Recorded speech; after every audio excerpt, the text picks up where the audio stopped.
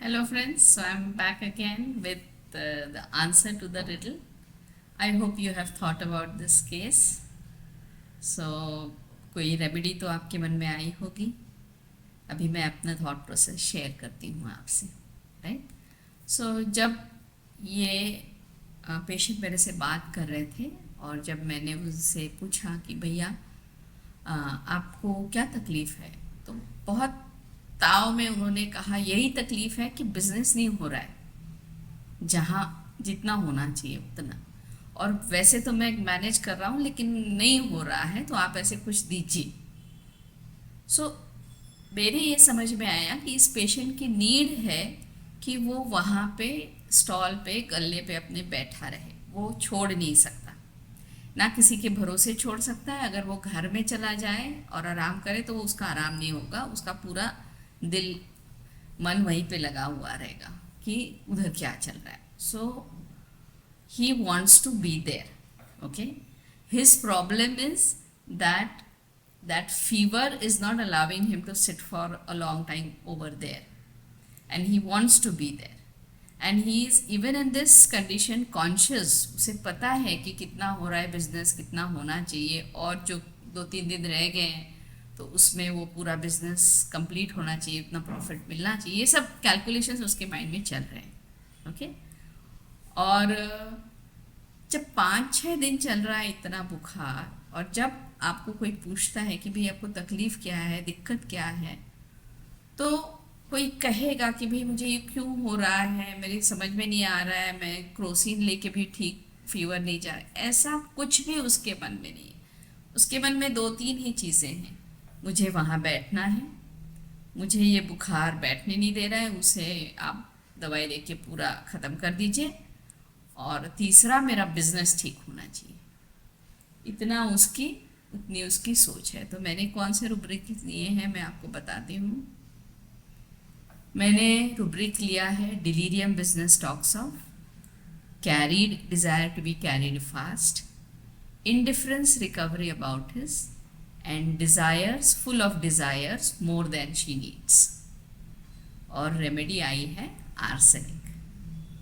सो आपको delirium business talks about तो बहुत इजी है कि उसको इतना बुखार है, और उससे जब पूछा जाए भाई तकलीफ़ क्या है, तो थोड़ा चिढ़ के उसने जवाब दिया कि भाई यही तो तकलीफ़ है कि मेरे बिजनेस नहीं हो रहा है.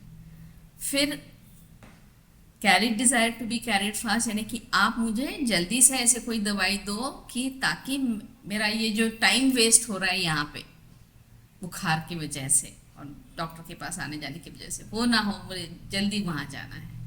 इंडिफरेंस रिकवरी अबाउट हिज, यानी कि इंडिफरेंस में क्या होता है कि किसी एक चीज़ को आप नज़रअंदाज करके दूसरी चीज़ को प्रायोरिटी देते हो. तो अभी उसकी जो तबीयत है, जो बुखार है, उससे ज़्यादा इम्पॉर्टेंट उसका वहाँ पे जो दुकान लगा है, जो बिजनेस चल रहा है, वो है. तो वो उसकी तरफ ज़्यादा ध्यान देता है, ना कि अपनी खुद की हेल्थ की तरफ. So indifference recovery about his own health, और desires more than she needs, यानी कि क्या है कि अभी 5-6 दिन आप वहाँ पे रहे हो, बैठे हो, आपको मालूम है आपकी वाइफ है, बाकी कोई हो ना हो, लेकिन उसको उसमें समाधान नहीं है, सेटिस्फैक्शन नहीं है. उसकी जो कैलकुलेशंस हैं, और चाहिए और चाहिए, और बिजनेस और पैसे मिलने चाहिए, ताकि फिर जो कुछ भी उसके मन में है कि इतना इतना अमाउंट मिलना चाहिए, वो सब उसे पूरा करना है. उसका मन ऐसा नहीं कहता है कि भाई अभी इस टाइम इतना काफ़ी है, अब अपनी तरफ देख लो. नहीं नहीं, जिसकी उसकी नीड जो है ना, उससे ज़्यादा उसे चाहिए. उसकी नीड क्या है अभी कि थोड़ा बहुत पैसा मिल जाए, लोगों को अपना प्रोडक्ट समझ में आ जाए, और अभी तो बुखार है तो थोड़ा मैं आराम कर लूँ.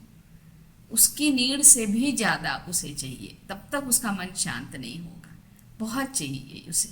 सो ये मैंने उसके प्रिस्क्रिप्शन के लिए यूज़ किया है.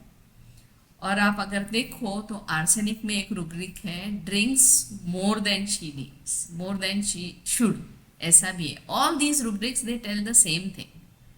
So this aspect of arsenic was very well seen in this case, and therefore I thought of sharing this case with you. So I hope you have benefited with this rubric, with this remedy, with this case. And ऐसे ही हमारा सिलसिला चलता रहेगा, हम बात करते रहेंगे. सो जुड़े रहिए हमसे. Thank you.